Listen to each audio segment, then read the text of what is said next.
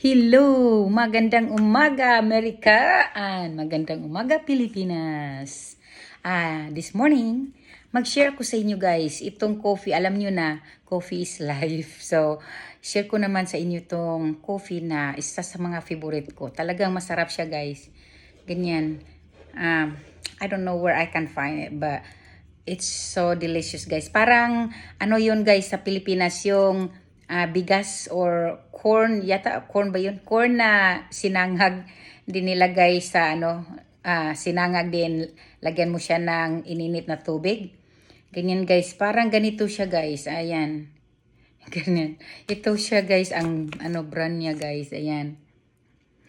Organic drip coffee. So yan guys, yan.